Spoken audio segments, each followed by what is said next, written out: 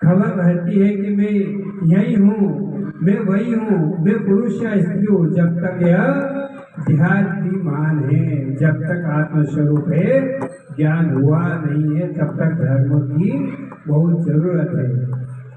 भक्ति भी धर्म की मर्यादा में रहकर करो। भक्ति में अधर्म आए तो भक्ति बिगड़े, स्वधर्म का पालन करो। तब तक, जब तक जगत का भान है, तब तक धर्म छोड़े, ध्येयवान होते हुए धर्म का त्याग करें। यह मोटा अपराध है। ऐसे ज्ञान और भक्ति परमात्मा को संग नहीं होते। परमात्मा से मिलना, जब तक परमात्मा मिले तब तक धर्म का पालन करना ही पड़ेगा। धर्म का पालन करने से मन शुद्ध होता है, पाप नष्ट होते हैं और उसे परमात्मा के दर्शन होते हैं, परमात्मा प्राप्त होते हैं।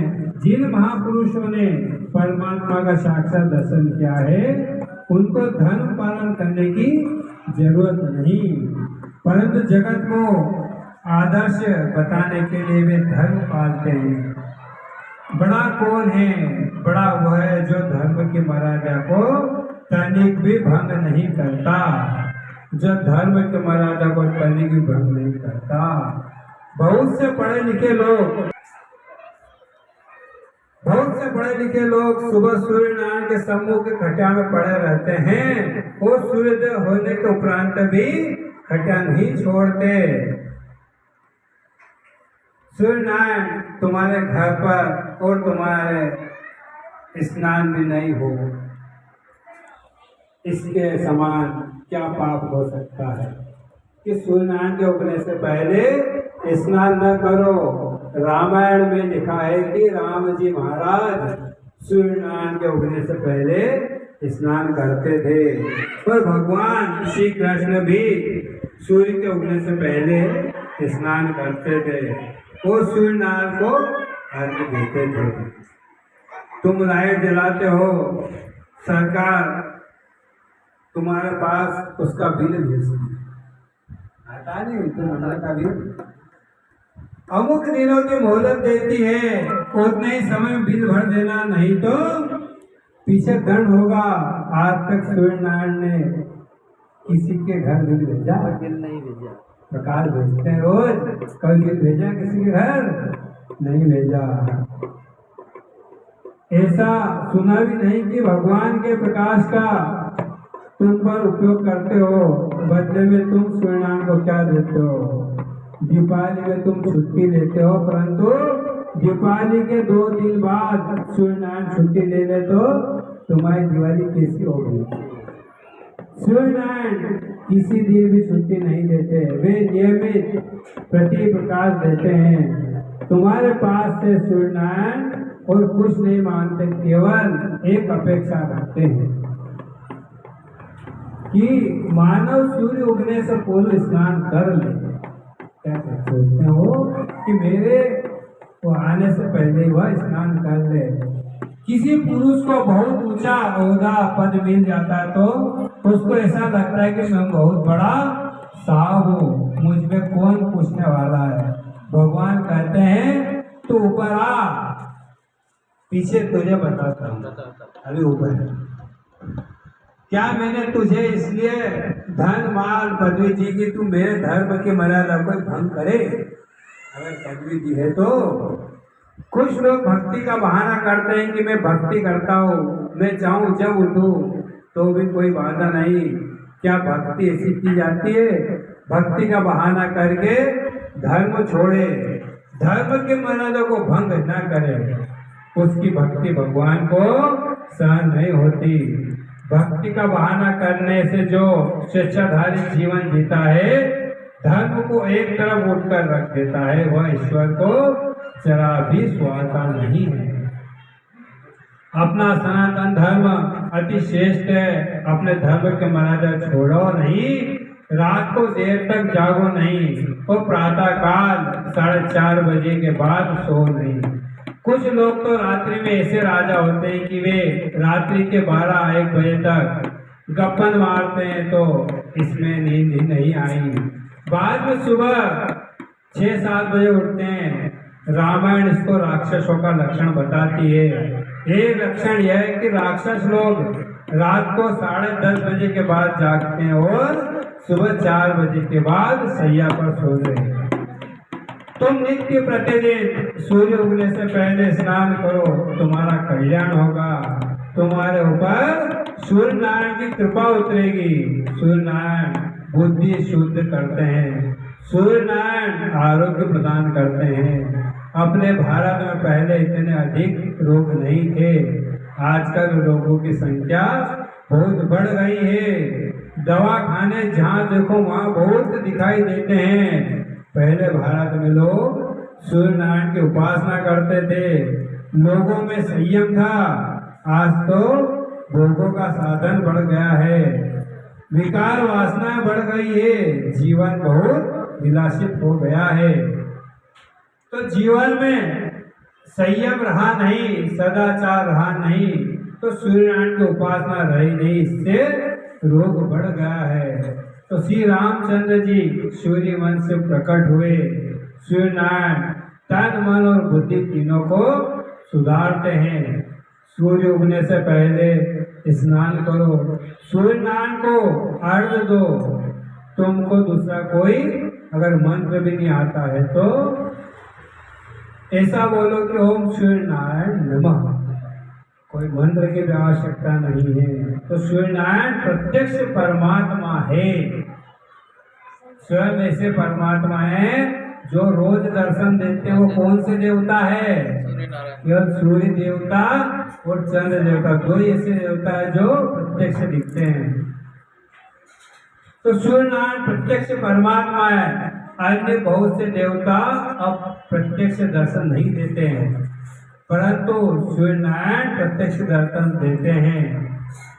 दूसरे बहुत देवताओं को भावना से दिखाया पड़ता है कि यह गणपति जी, यह हनुमान जी है।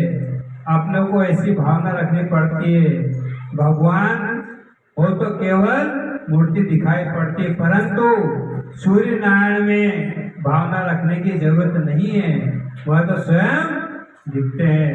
तो धर्म की मर्यादा को भंग अर्थात परमात्मा की आज्ञा का लोप, भगवान की आज्ञा का लोप करने वाले को भगवान कभी तो समुद्र इतना बड़ा है, क्या कहते हैं कि समुद्र इतना बड़ा है, परंतु प्रभु ने जो हद समुद्र को दी है, सौंपी है, वो वहां से आगे नहीं बढ़ता। उसी मर्यादा में समुद्र बराबर पालन करता है।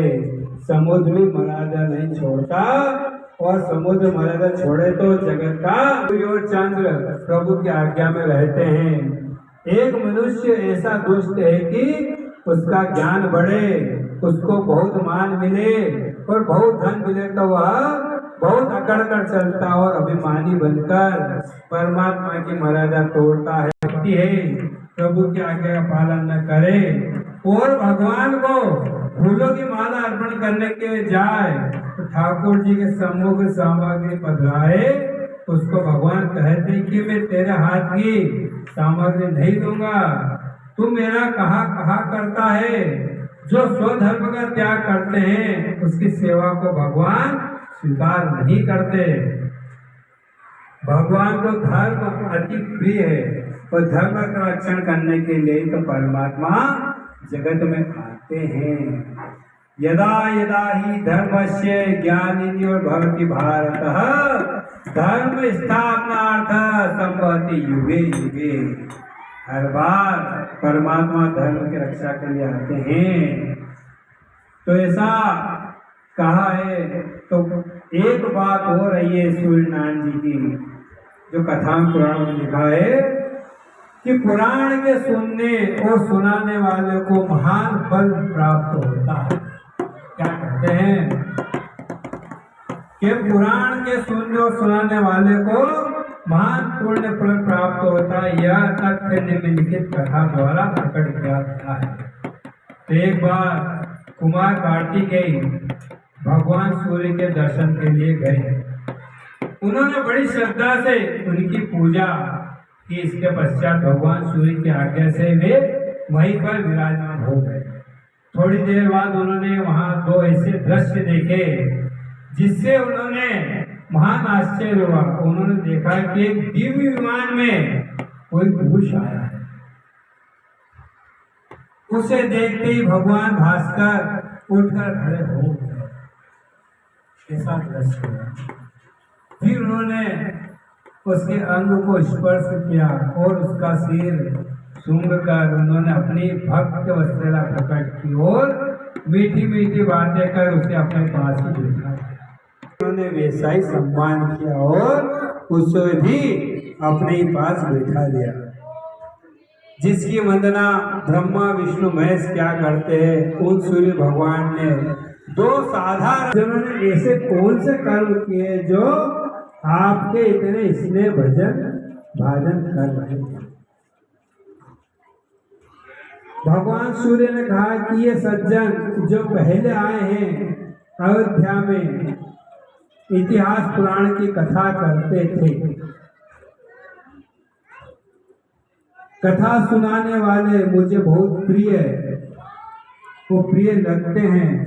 यम यमी शमी मनु तप्ती जो इनके पुत्र है भगवान सूर्य नारायण के, यम यमी शनि मनु तप्ती भी मुझे इतने प्रिय नहीं लगते जितने कथावाचक मुझे प्रिय लगते हैं। मुझे धूप दीप आदि उपचारों से भी उतनी प्रसन्नता नहीं होती जितनी कथा के सुनाने से होती है, कथा सुनने से होती है। इन सज्जन ने कथावाचक से ही में इन पर इतना प्रसन्न हुआ। को सुना करते थे, जो पुराण को सुनते हैं वो भी भगवान श्री नारायण के अति प्रिय होते हैं। तो कथा को श्रद्धा से पुराण को सुनते थे। एक दिन कथा समाप्त होने पर क्या कहते हैं कि एक दिन कथा समाप्त होने पर इन्होंने कथावाचक की प्रदक्षिणा की और उन्हें सोना प्रदान किया। इसके द्वारा कथावाचक को जो सम्मान किया गया, इससे मेरी प्रीति इन पर और बढ़ गई। इस तरह इतिहास पुराण का सुनना, इन ग्रंथों तथा कथावाचक की पूजन और इतिहास पुराण का सुनना भगवान को सबसे प्रिय है। तो इस प्रकार शिव का महापुराण कथा में आज आत्मा का धर्म और पुराण का महत्व नामक अध्याय विराम। बोलो विष्णु भगवान की जय। अब